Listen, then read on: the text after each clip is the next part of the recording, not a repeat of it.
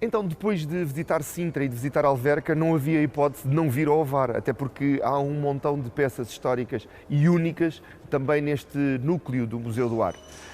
Hoje voltei a vir ao Museu do Ar, mas desta vez com novas pessoas. E tenho o Sargento Mor José Alves, que é um especialista na história destes aviões da Força Aérea e aviões históricos e que está muito ligado ao seu restauro e que tem muitas histórias para me contar. José, conte-me um bocadinho do que é que vamos ver hoje aqui no Museu do Ar em Ovar. Muito bom. Em primeiro lugar, sejam bem-vindos ao Polo do Museu do Ar. Este não é o Museu do Ar é em Sintra, como têm conhecimento. Nós aqui estamos no Polo de Macedo ao Ovar. Temos um bocadinho do acervo histórico da nossa histórica aviação, da aviação militar, da aeronáutica militar, da aviação naval, da Força Aérea, criada em 1952. Temos aqui parte do espólio das nossas aeronaves que serviram a aeronáutica e temos também um bocadinho de material de acervo que vamos tomar contacto, vamos observar, vamos tomar conhecimento e dentro dos nossos conhecimentos vamos exemplificar e dar a conhecer o uso e o valor histórico de algumas peças. Começamos ali por dentro, não é? Começamos por aqui, assim, pelas salas do museu. O museu é constituído aqui por 3 salas, onde temos um bocadinho de material que nos conta, digamos assim, a história da aviação, e temos uma sala multimédia onde passamos os filmes da história da aviação, do envolvimento da nossa Força Aérea, dos nossos aviões, e depois temos ali um pavilhão onde temos mais, onde se sobressai mais a parte mecânica, a parte técnica, digamos assim, dos motores, do material eletrónico, do material de armamento, que estamos prontos a vos apresentar. Então vamos lá espreitar.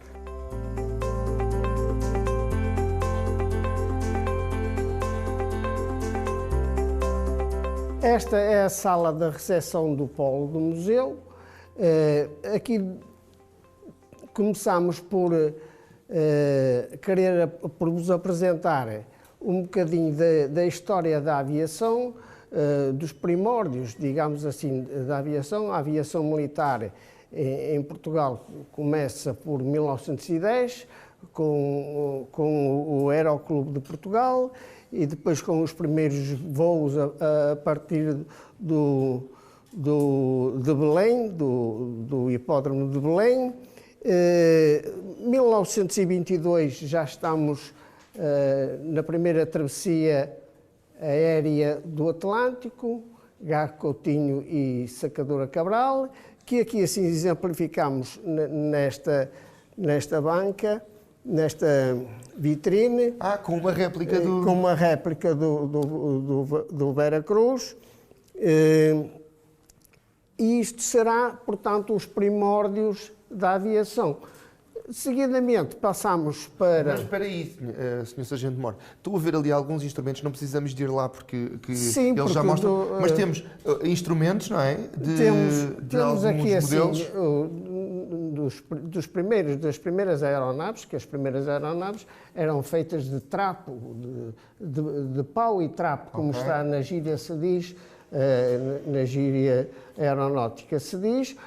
Tudo isso evoluiu para os dias de hoje, não é? Para os nossos conhecimentos de hoje, mas aqui assim temos... Eu estou a ver um joystick, não é?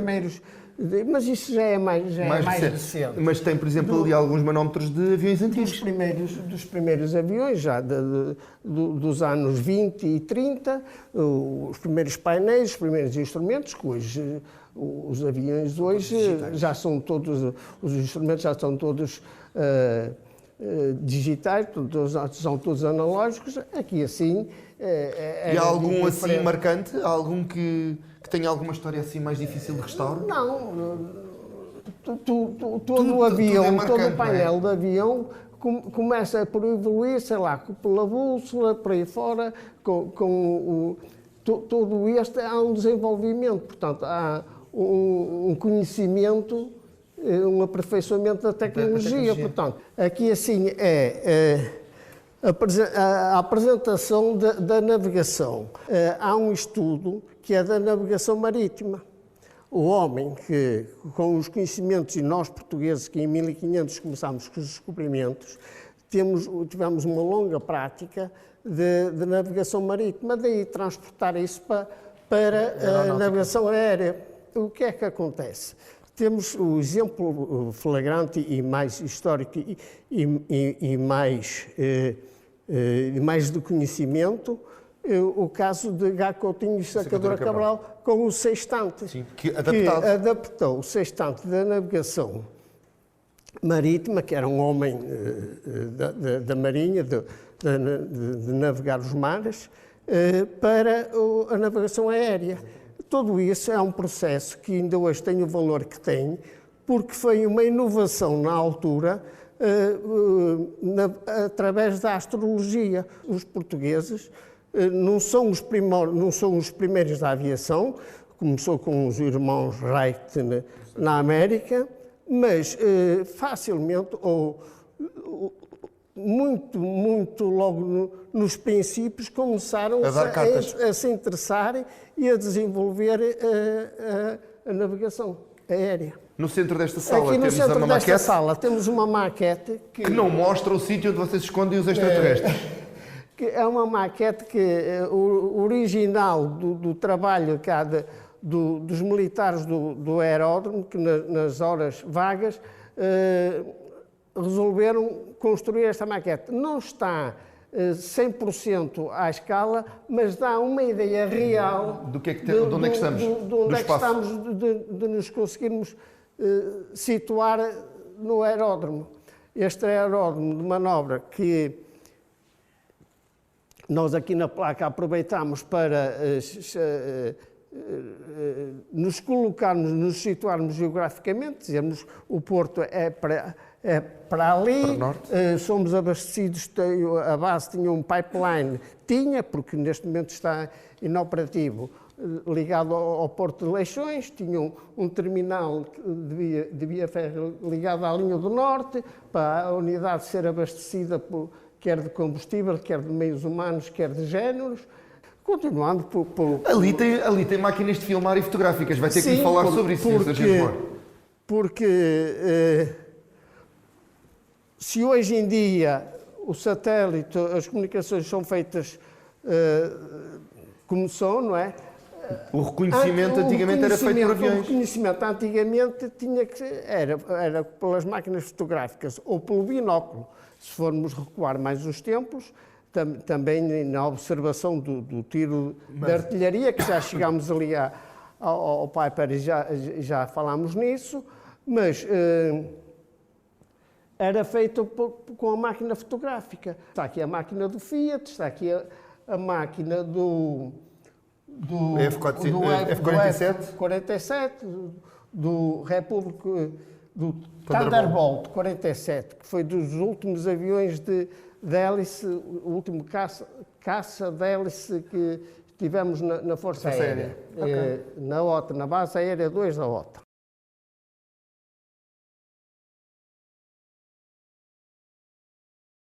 Este é o pavilhão principal, onde temos uma coleção de motores e tentamos contar a história dos motores. Portanto, começámos com motores de pistão, com as diversas configurações de linha, de estrela, motores radiais, para passarmos para o motor a jato, todo este evoluir da tecnologia da aviação, portanto,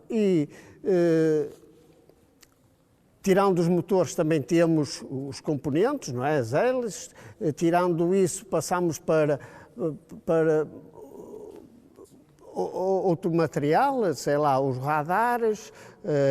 Porque há muitas peças envolvidas nisto. Exemplificamos aqui com os componentes, digamos, de uma máquina-avião. Claro. Diversos componentes dessas máquinas. Nós temos aqui um bocadinho para darmos a conhecer ao público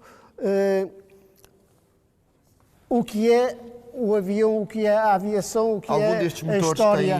tem alguma história particular, peculiar? Há aqui motores com histórias muito coisas. Nós temos ali o motor de Noratlas, nós temos aqui o motor do Fiat, uma aeronave que voou 75 mil horas na nossa Força Aérea. Portanto, acho que são peças históricas que merecem o seu lugar por si só, não é? Aqui, assim, temos o motor do T-37, dos ASAs, o avião dos ASAs de Portugal. Que mais tempo representou os ASAs de Portugal, o T-37, na esquadrilha. E aqui temos um Piper. Aqui, assim, temos o avião mais antigo daqui do polo do Museu do Ar. Este é um Piper. Este avião foi adquirido ainda por aviação militar em 1950 para observação do tiro de artilharia no campo de Santa Margarida. Ok. Este avião tem uma história muito completa pelo seguinte: foi, portanto, adquirido pela aviação militar. Passou só em 1952 para a Força Aérea, com outra adaptação, desde a mudança dos hélices, que eram hélices ainda de madeira para hélice metálico. Portanto, tudo este evoluiu. Uma preparação, não é? Serviu a Força Aérea até 1976, como avião de observação, não é? Tem a particularidade, quando foi adquirido para acerto da carreira de tiro de Santa Margarida, que era o piloto e o observador que, com a lente, com o binóculo, via onde é que eles estavam a acertar, não é? Conseguia dar, e via rádio, conseguia dar a indicação onde estavam a cair, onde estava a cair os tiros, portanto, para fazerem ali o ajuste. Entretanto, foi criada a Força Aérea em 1952, as aeronaves passaram para a Força Aérea. Esta zona aqui é controle de voo, não é? Isto é uma zona de instrumentos, de consolas de tráfego, de controle de tráfego, de instrumentos de rádio, de instrumentos de medição, que conservamos aqui para darem, também para demonstrar o evoluir da tecnologia, o que era, como estávamos a falar aqui assim, o que era feito com a observação do binóculo, o que era comunicado via rádio, que hoje é comunicado via satélite, que é comunicado via internet. É isso que estamos também a exemplificar, estamos a preservar para sabermos como é que funcionava. Nós temos ali assim ao lado, por exemplo, um radar do avião do Helldiver, que era um avião que estava colocado aqui em São Jacinto, que era fazer a observação da nossa costa.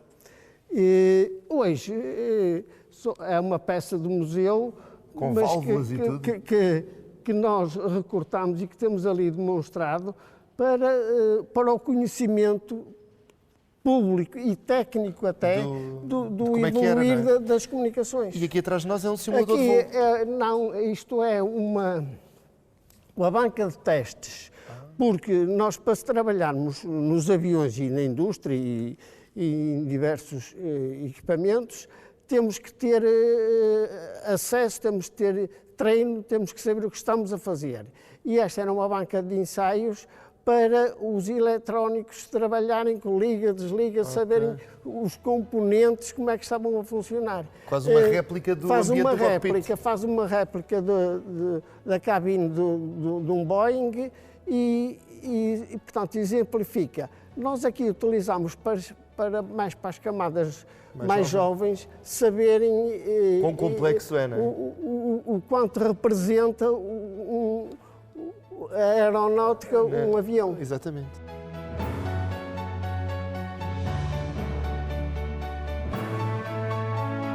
Aqui, nesta sala... E também tem um daqueles simuladores como eles têm lá. Isso também vamos lá chegar, àquele simulador, que aquele simulador tem uma história muito interessante. Aquele é conhecido pelo avô dos simuladores.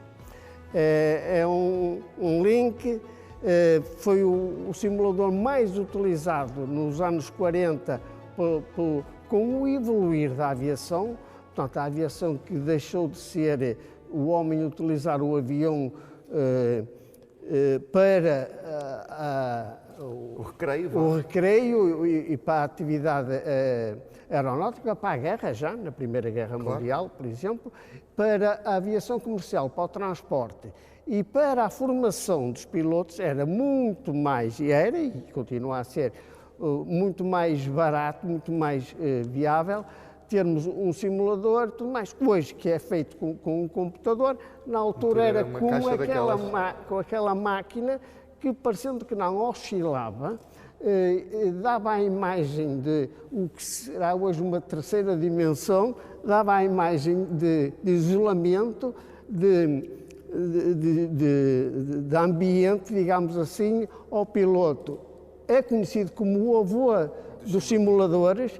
A maior parte dos pilotos das linhas comerciais ainda se lembram, hoje já não. Mas ainda há alguns que se lembram. Os avós de hoje ainda se lembram de terem passado por aquela máquina. Mas devia ser super claustrofóbico, um bocadinho, se calhar, um bocadinho. As comunicações eram feitas via rádio, e havia uma bancada onde se cartografava. A rádio comunicava, portanto, tinha os mapas e dizia, e comunicava para o piloto. Muito engraçado. Aqui, assim, temos um bocadinho da história do armamento também, porque isto é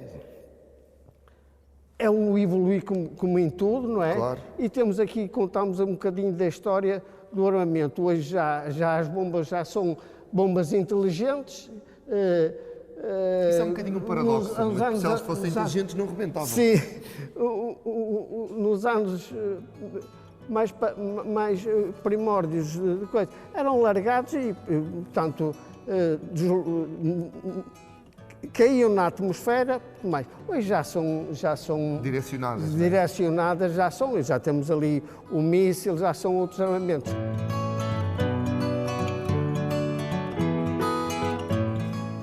Também é importante, não é? A segurança em terra. Também faz parte da aviação os equipamentos de proteção. Hoje, os operadores, portanto, dos aeródromos,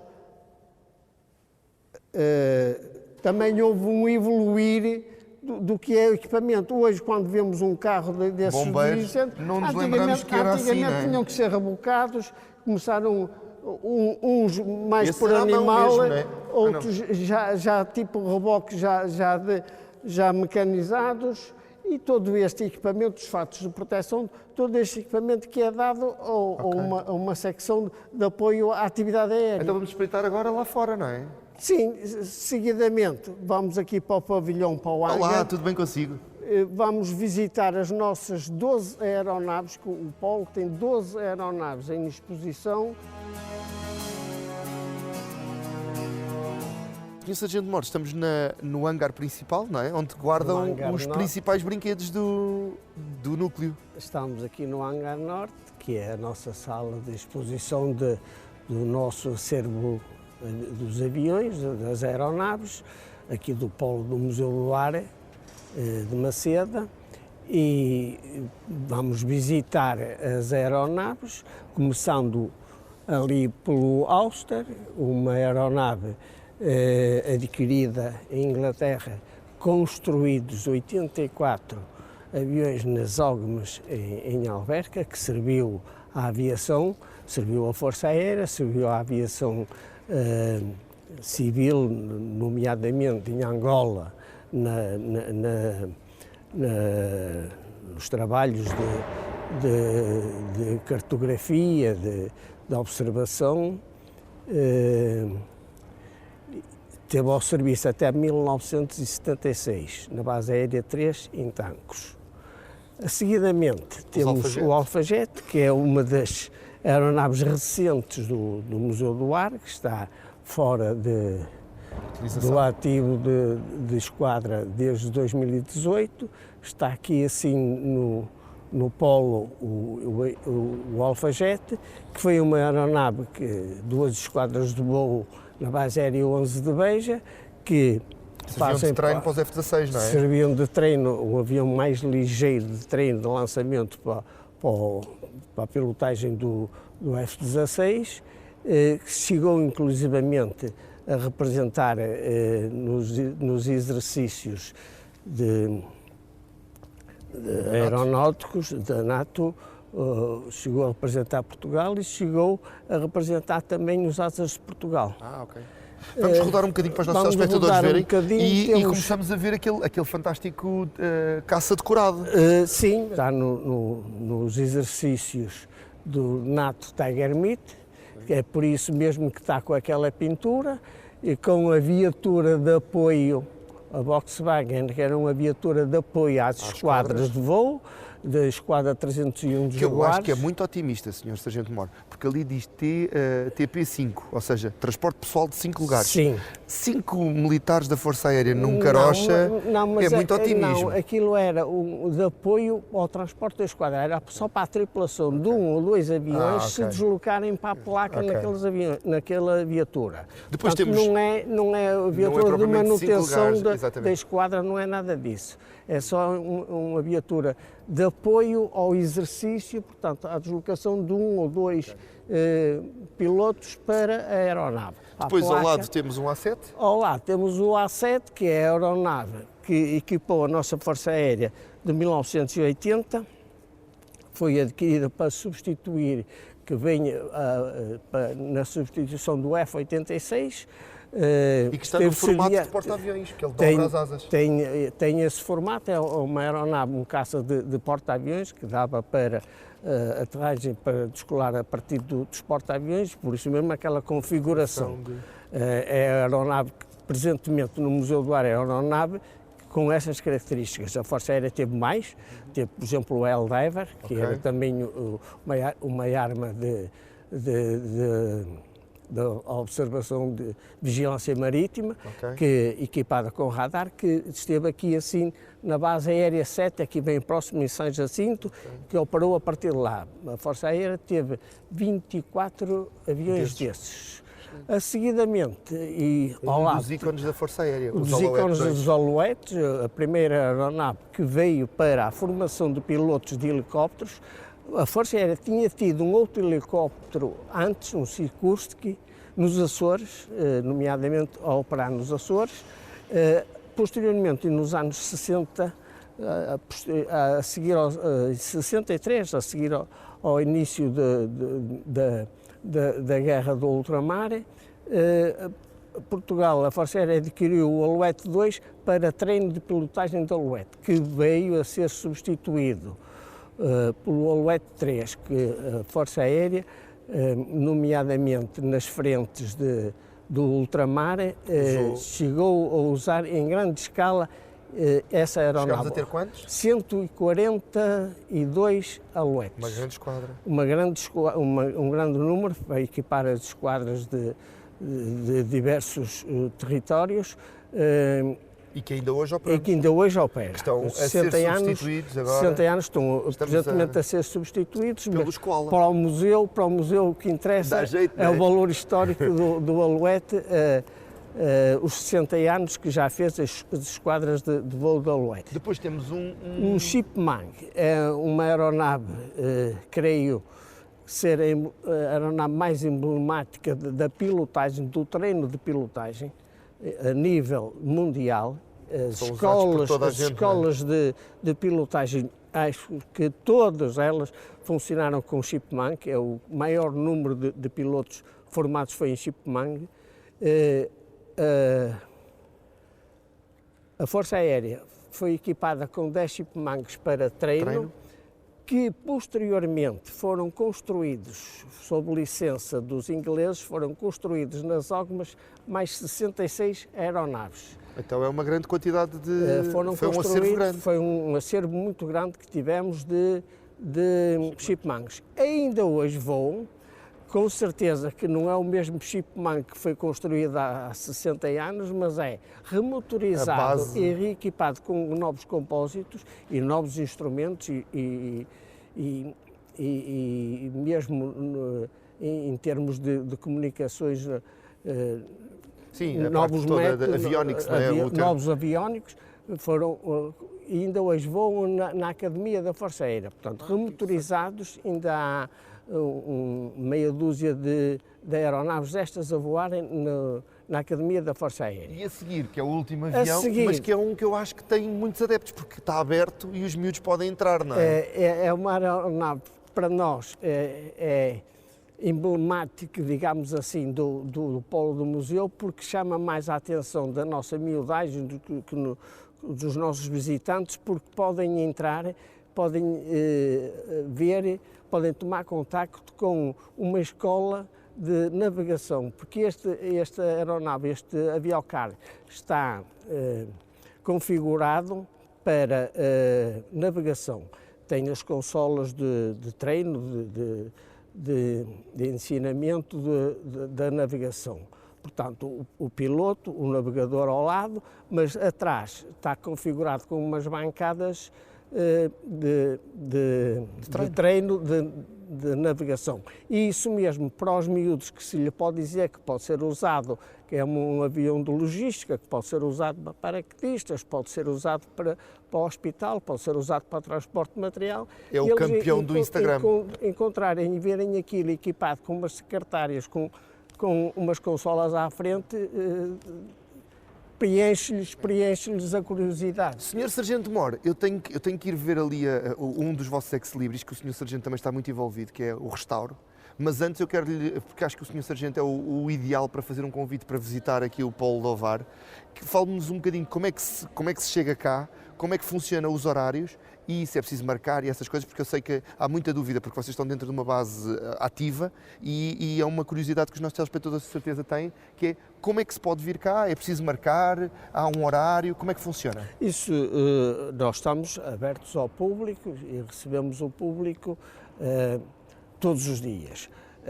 Estamos aqui sediados dentro do aeródromo de manobra número 1, mas as pessoas, por consulta no site da Força Aérea, veem no nosso horário, que é das 10 ao meio-dia, das 14 às 16h30, aos fins de semana até às 18 horas.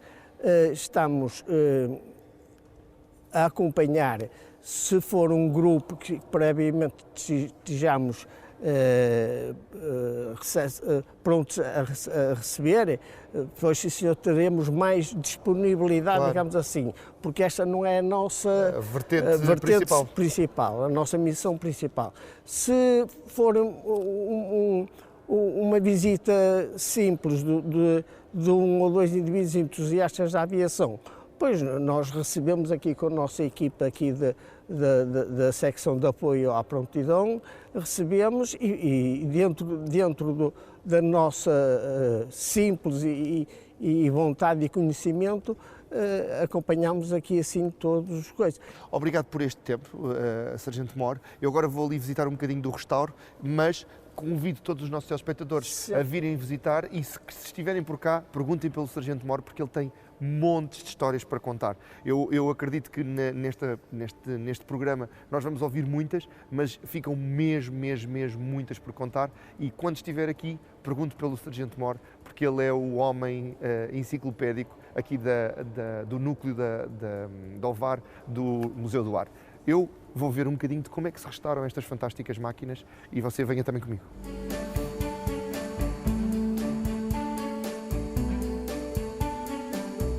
Sargento, uma das partes mais deliciosas da base de Ovar ou do núcleo do Museu do Ar de Ovar é a vossa capacidade de restauro. Vocês restauram e neste momento estão a restaurar ou pelo menos a fazer manutenção de um e a restaurar outro, duas aeronaves que são históricas para os portugueses. Temos um T6 e temos um avião que fez parte das Asas de Portugal, que são um ícone, pelo menos para a malta da minha geração. Fala-me um bocadinho do processo de restauro e como é que vocês conseguem manter peças fantásticas como estas tão ativas, e onde é que se encontram as peças, têm que fazer peças novas, como é que isso funciona? Olá, é o seguinte, isto como museu requer conservação, manutenção, preservação de todo o espólio deste museu. Como em todas as coisas, a manutenção é necessária e o que nós fazemos aqui é garantir que estas peças que estão visitáveis estejam em condições para tal. Ao mesmo tempo, eu tenho uma equipa alargada aqui, da qual sou o chefe, que não temos como missão primária fazer o restauro e manutenção deste espólio, mas sim dar auxílio e apoiar nos meios aéreos que possam cá... Nas questões operacionais. Qualquer Isto aeronave... é quase um hobby, não é? Sim. E como não temos essa atividade permanentemente, dedicámos-nos um pouco ao restauro e à conservação do material do espólio. Estes dois que temos aqui, eu decorei o T6, não é? E este é um Fiat. T-37. T-37, é isso.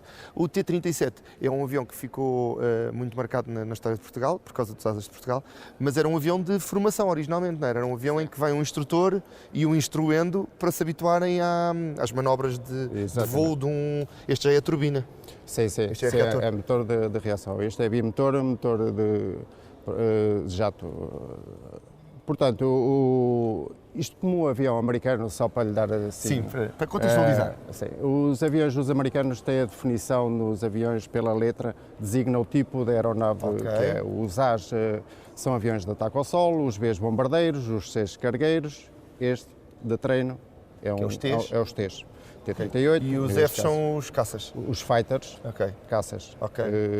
Portanto, talvez já aprendi qualquer coisa hoje e espero que o senhor telespectador também. Então, este é um T, é um de treino, mas em Portugal eles foram para além do treino, eles foram para os Zs, de exibição. Exatamente. Sim, não é propriamente o E, mas... Eu inventei agora, mas era no seu raciocínio. Fizeram parte da formação do Asas de Portugal. E quantos destes nós temos?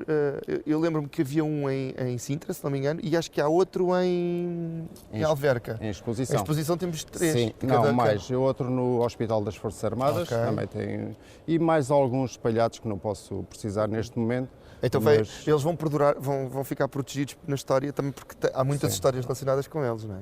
Muitos dos nossos pilotos passaram por eles em instrução ou em exibição. Ele terminou em 92. Mas o T6 tem uma história importante nisto tudo. O T6 esteve ligado à guerra colonial, aos movimentos em África, e este está em fase de restauro. Sim, este avião tem uma particularidade, foi em 2002, levou uma pintura simbólica do cinquentenário da Força Aérea. Foi pintado azul, entretanto foi desmantelado e supostamente foi desmantelado para se pôr outra vez a voar, coisa que não aconteceu, e então nós entregaram-nos este avião. Supostamente era para estar todo completo, não se verificou, temos 85% do material. Portanto, não voará? Não. Ficará exposto? No restauro que nós fazemos aqui, tivemos o caso do F-84, nenhum deles é para voar, é só mesmo para exposição, porque não há condições para que isso seja feito. Agora vai mostrar onde é que tudo isto acontece, onde é que vocês fazem este restauro das peças e onde é que às vezes inventam, no bom desenrascanço português, inventam peças onde elas não há, não é? Sim. Pode mostrar? Sim. Então vamos lá ver.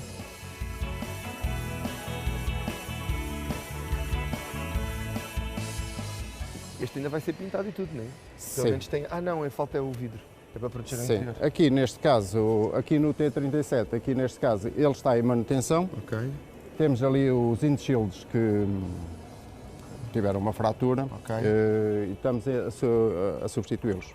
E ainda se arranja estas peças ou tem que fazer? Tem que se mandar fazer. E neste caso é o que está a acontecer. O windshield é os para-brisas da aeronave. Agora que não é com flight spec, portanto fica mais barato, não é tão caro como fazer o que para voar, não é? Sim, exatamente. Sim. Tudo aqui não requer aquela condição própria de voo.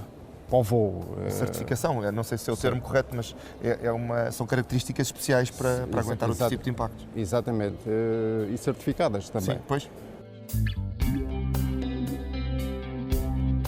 Bem, Bem, mas este já está muito avançado. Já. Mas estas cores, quando operavam, tinham estes cuidados de cor? Não, é mais para nós percebermos o que é a refrigeração e o que é. Exatamente. Este avião, temos neste momento cerca de 85% do material. Supostamente éramos para ter 100 e montá-lo. Como só temos 85% e há aí certas peças que nos faltam, nós tivemos uma ideia para este avião, que é ser um avião que está exposto, mas que os visitantes consigam ver o seu interior. Portanto, a verde eu diria que são as peças de direção. Exatamente, de comandos. A vermelho? A vermelho temos tudo o que é hidráulico. Ok. E óleo do motor, tudo o que é relativamente de óleo do motor é amarelo. É amarelos. Cabos e tirantes de comandos pretos. E estamos a fazer isto nesse sentido, de forma a que, quando tivermos esta aeronave pronta, a tenhamos em exposição com esta parte aberta, toda aberta. Tem as lâmpadas para repor? Sim, pensamos terminá-lo final de março do próximo ano. É para os meus anos? Eu e a minha equipa, Fica pronto para os meus anos e depois pode vir cá, fica com... Vamos aproveitar então a oficina.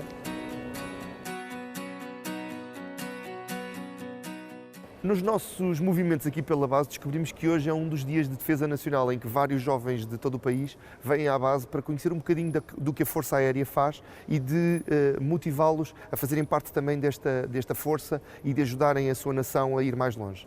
Nesse dia da defesa nacional, uma das demonstrações que acontece é com a Força Sinotécnica aqui da base de Ovar. E encontramos aqui o capitão Eduardo Gonçalves, que me vai falar um bocadinho do que fazem com estes cães fantásticos, que são autênticos heróis da Força Aérea. É ou não é verdade? Sim, senhor. São mais um meio que a Força Aérea tem ao seu dispor. Nesta unidade temos uma unidade de formação de homem-cão, deste binómio, na Força Aérea. Normalmente estes militares passam por um período de instrução básica, depois de especialização. Os cães e os militares ao mesmo tempo? Não, eu estava a falar no início, estou como militar. Passam por um período de instrução básica, depois de subespecialização, relativamente, neste caso, por exemplo, à Polícia Aérea, e depois de subespecialização na parte homem-cão, que é a parte sinotécnica. Isso é feito aqui na área sinotécnica da Força Aérea, no Aeródromo de Manobra número 1. Normalmente estamos a falar de praças que acabam a instrução, vêm realizar um curso com cães que normalmente são adquiridos, com à volta de 1 ano, 2 anos de idade, e depois fazem um curso que anda à volta de 16 semanas. Okay. Neste momento é 16 semanas. Para criar esta ligação entre o militar e o cão? Sim, o curso é denominado Curso de Operações Sinotécnicas, tem um primeiro período que é precisamente conhecimento mútuo entre o homem e o cão, que é a familiarização. Depois passam por uma fase de obediência e treino geral, muito com base sempre no estímulo positivo, seja a carícia, seja a tonalidade da voz, seja também o dar ração. Um biscoitinho? Sim, um croquete, queria dizer, ou então mesmo o brinquedo, seja um churro, um congo, de forma a que o cão associe certos comportamentos a certos comandos, os mais simples, porque o cão aprende muito por repetição e tem sempre de se aumentar o grau de exigência à medida que vamos andando no treino, não é? Com uma finalidade depois, é passar à parte de segurança. Era essa precisamente a questão. Que tipo de operações é que estas unidades fazem? Eu presumo que tenha a ver com detecção de explosivos ou de produtos, mas também na parte da segurança, não é? Eles são usados também como... É essencialmente para a segurança. Os cães na Força Aérea são utilizados para a segurança. Neste caso, no que vamos ver, estamos a falar não de detecção de droga nem de explosivos, mas também temos cursos relativos a isso. Eles fazem aqui, tanto uns como os de segurança, como as partes de detecção de drogas e explosivos, fazem aqui a sua formação e depois vão para as unidades da Força Aérea. Aquilo que vamos ver hoje é um cão que é utilizado essencialmente em 3 vertentes. Uma é de dissuasão, okay. A outra é de vigilância, porque fazem rondas nas unidades à noite, e depois também tem a parte de intervenção, atuando de forma dinâmica em equipas de intervenção, E, obviamente, que aí o cão é utilizado como um fator que multiplica a força e, sempre num princípio de proporcionalidade, acaba por ser um recurso não letal, não é? Dentro disto, depois de passarmos pelas fases do curso de obediência, passa-se para a fase de guarda. Aquilo que vamos ver, por exemplo... Então preparou-nos aqui uma demonstração, não é? Com o Sim. isco e com o... Agora, eu lembro-me do Cabo nome adjunto Costa. O cabo adjunto Costa. Primeiro, a fase de obediência passa por uma primeira fase, que é a obediência à trela, Ok. em que o tratador dá os seus comandos, seja uma meia volta, como é aqui, e normalmente, associado a um comando, há sempre depois um tom de voz ou uma carícia, um muito bem, que é para o cão perceber Saber que está a fazer bem. Aqui é o alto, e depois aprende a sentar. E é sempre com um perfil e a deitar. Com um perfil de forma a ir aprendendo. Primeiro é o senta, depois o deita, sempre Vai gradualmente complicando. dificultando. Sim. Sendo muito importante que Já não tem trela. já não tem trela, isso é a segunda faz a fase mesma coisa. da obediência. Sim, o ao lado e aqui. Normalmente, quando é sem trela, não há o fio condutor entre o homem e o cão, é sempre com um pouco mais de dificuldade. No entanto, para o cão também ter ali um elo de ligação ao comando, há sempre um batimento na perna associado, não é? O estímulo sonoro, não é? Há o comando e também há sempre um batimento na perna. Ele está... Temos que referir que estes bimónios estão em treino. Não são operacionais no terreno neste momento. Este binómio é um binómio operacional em treino. Nós temos um curso neste momento a decorrer. Neste caso estamos a fazer um outro exercício que é de imobilizações. Okay. O cão fica quieto num sítio, dá-lhe a voz de quieto e depois o dono afasta-se. Normalmente em casa aquilo que acontece, o cão vem ter com o seu dono. Não é? Este o objetivo ali... é mesmo ficar... Este é um dos passos em que é um nível crescente de dificuldade até chegarmos a uma fase posterior, que são os comandos à distância, em que o cão vai obedecer a todo um conjunto de comandos, já sem trela e já à distância, que é algo mais difícil. Isto depois tem tudo... Vai gradualmente... Sim, e tem tudo um objetivo, não é? Quando uma pessoa está a atuar, normalmente, primeiro está com o cão com a trela, não é? Com a ligação, mas depois, consoante a situação em si, tira-se a trela e tem-se comandar o cão muitas vezes até à distância, não é? Porque conforme a colaboração também do intruso.